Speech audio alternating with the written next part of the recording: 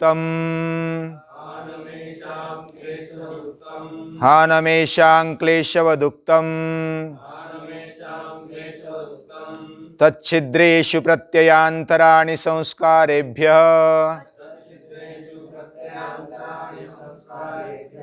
तच्छिद्रेषु प्रत्ययान्तराणि संस्कारेभ्यः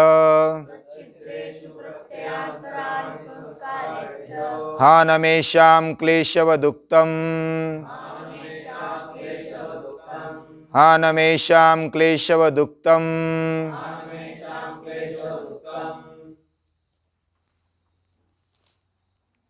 जीवन को जितना समझेंगे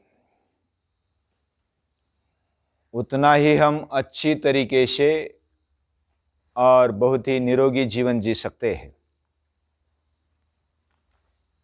ये तो प्राथमिक स्टेज हुई। जीवन में निरोगी होने का मतलब केवल शरीर हम प्राथमिक समझते हैं, लेकिन शरीर के अलावा इंद्रिय, मन, बुद्धि, चित्त और अहंकार और व्यक्त अव्यक्त प्रकृति तक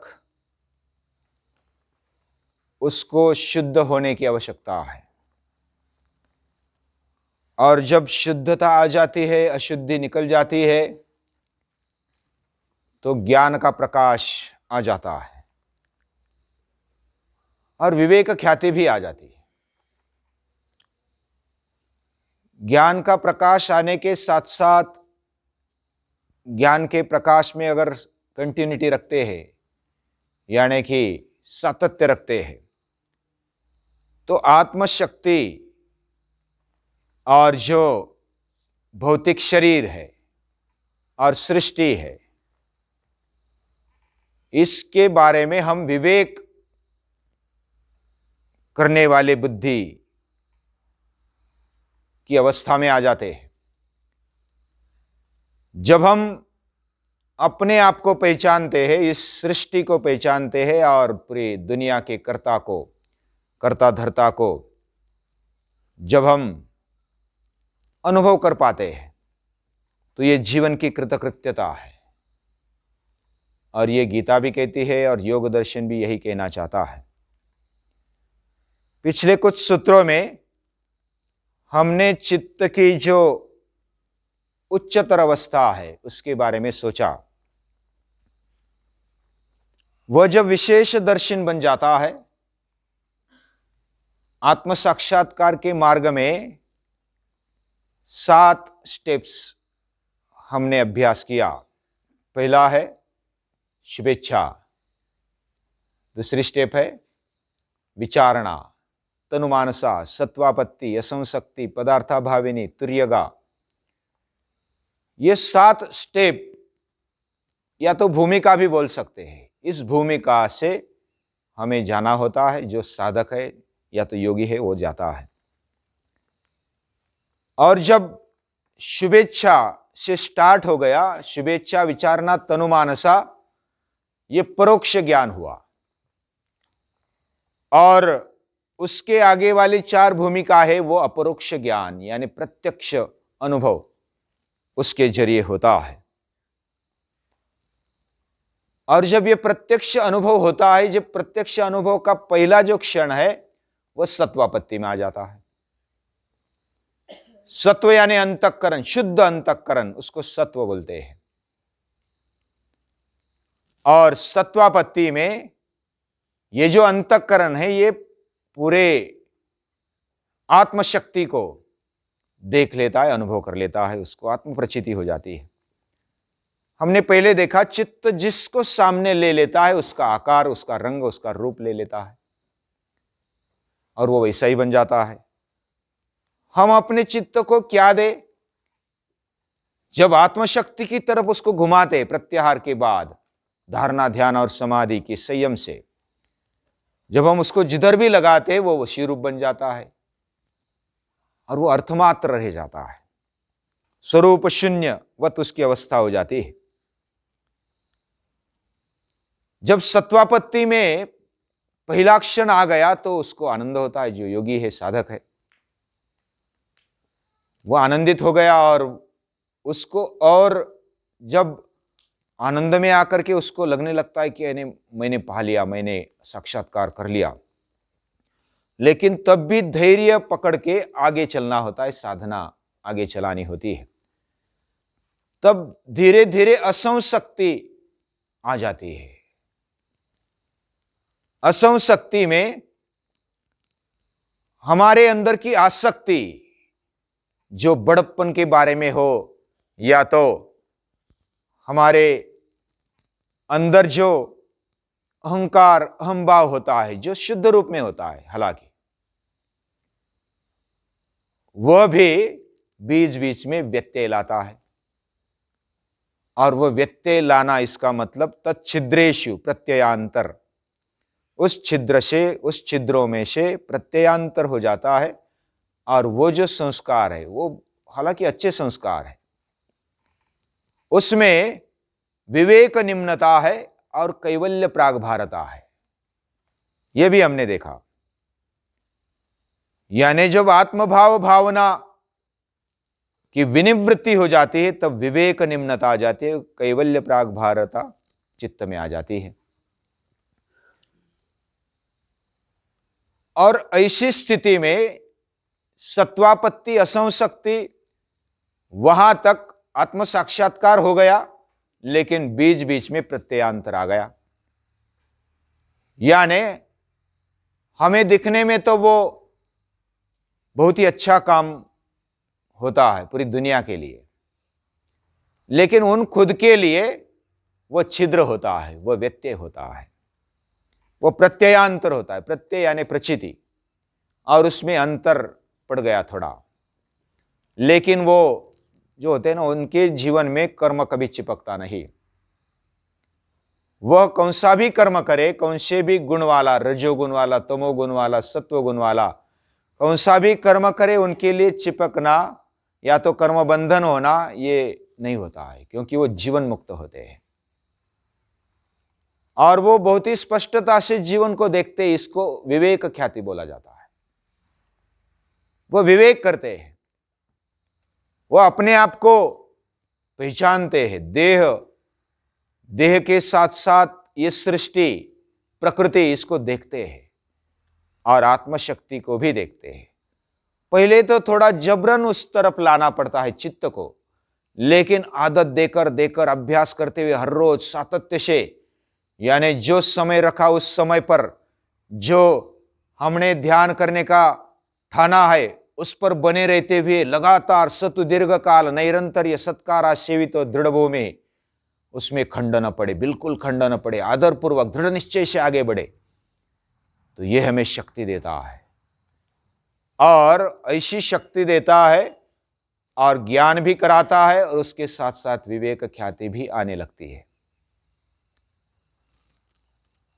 ये जब आगे बढ़ते हुए जो प्रत्ययांतर आता है, असंग शक्ति में सिद्धि आती है, और सिद्धि के कारण कभी कभी लगता है, कभी पूर्व जन्म के जो संस्कार है वो थोड़े बहुत रह जाते हैं सूक्ष्म रूप में, या तो वो अच्छे हेतु लेकर के भी अगर कोई जीवन मुक्त महापुरुष हो और वो दुनिया के लिए काम करते रहते हैं, वो जीवन मुक्त है, हालांकि वो कर्मों में चिपकते नहीं है, फिर भी वो वहां तक अभी पदार्थाभाविनी और तुर्यगा तक वह नहीं जाते।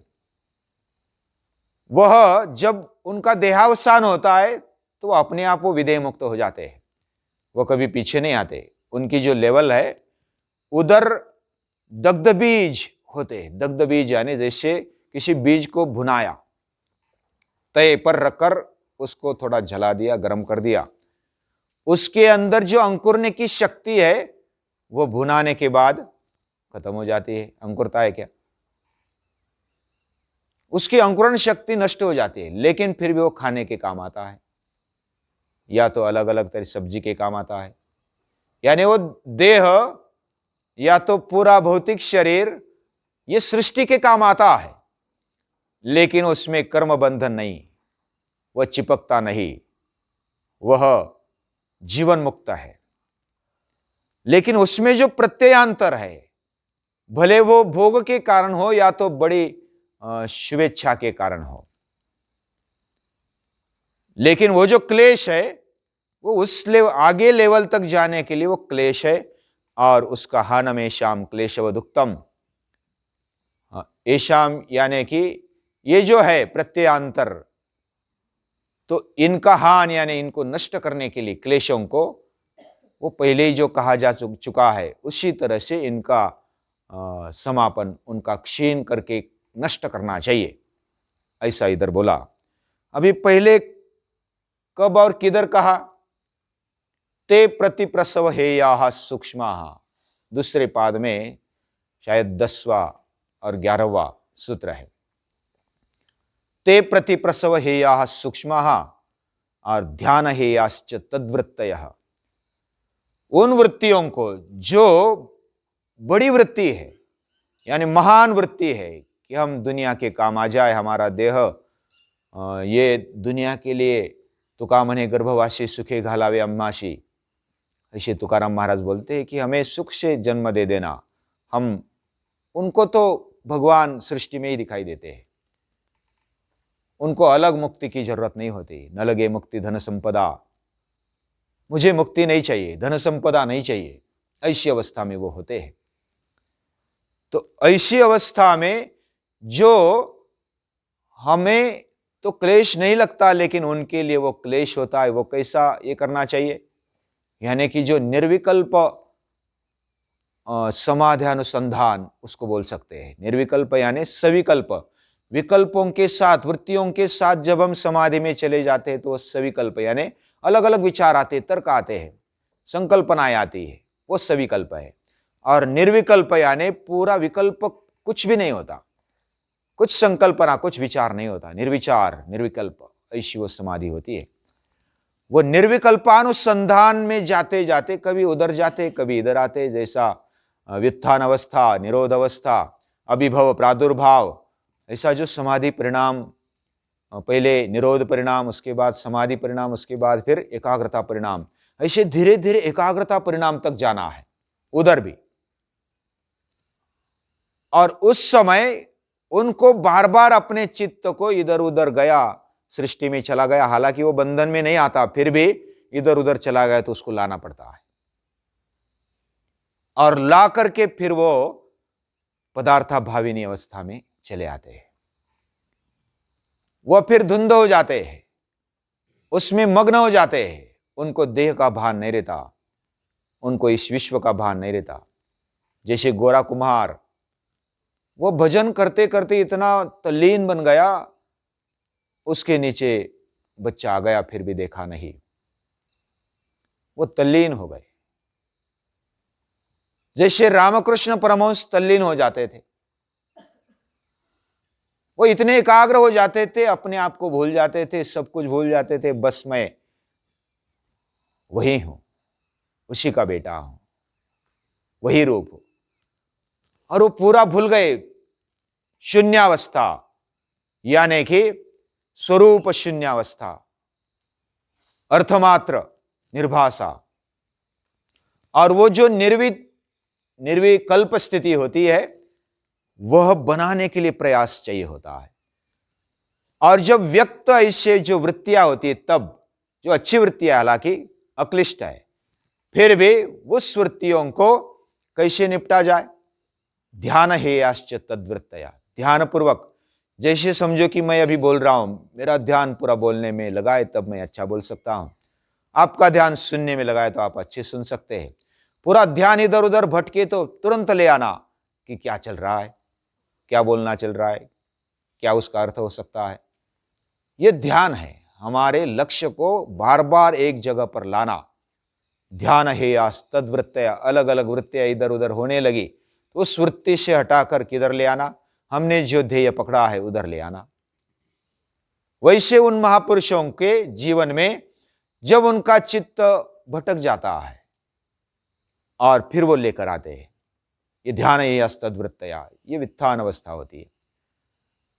जब वो वित्थान अवस्था से फिर आगे बढ़ते हैं तो सूक्ष्म रूप में वो अच्छे संस्कार भी रहते, छुपे रहते, उसको भी प्रतिप्रसव करके, यानी जब चित्त का अस्तित्व सूक्ष्म रूप में रहता है और चित्त का अस्तित्व भी मिट जाए, वह स्वरूप शून्य में वो बन जाए, यानी कि पूरा आत्मवृत्ति, आत्मभाव भावना विनिवृत्ति जब इधर बोला तो आत्मभाव की यानी चित्त की, भाव कौन रखता है? चित्त रखता है। तो चित्त पूरा विलीन कर दिया, विलीन हो गया, यानी इतना वो तल्लीन हो गया कि खुद को भूल गया। खुद को भूल जाना ये एक अलग बात है, हम ऐसे अनायास भूल जाते हैं, लेकिन वो ज्ञान के द्वारा उधर जाकर सतर्कता से वो पूरे उसमें तल्लीन हो गया और सतर्कता भी निकल गई, वही रूप बन गया। ऐसा ये प्रतिप्रसव होता है, उसको विलीन कर देना। जैसे घड़े को मिट्टी में विलीन कर दिया, फिर से मिट्टी बना दी, वैसे चित्त ये भौतिक रूप है, ये चैतन्य युक्त दिखते हुए भी ये भौतिक रूप होने के कारण ये अलग है और आत्मशक्ति अलग है। उस आत्मशक्ति में चित्त को यानी अंतःकरण को विलीन कर देना, भक्ति में यही कहा गया है, मय्येव मनाधत्स्व मे बुद्धिं निवेशय। तो इस प्रकार इन क्लेशों को जो अक्लिष्ट है उनको भी समाप्त किया जा सकता है। और उसके बाद कैसी स्थिति होती है, हाँ, उस साधक की क्या स्थिति होती है, क्या परिणाम होता है, ये कल देखेंगे। तब तक रुकेंगे।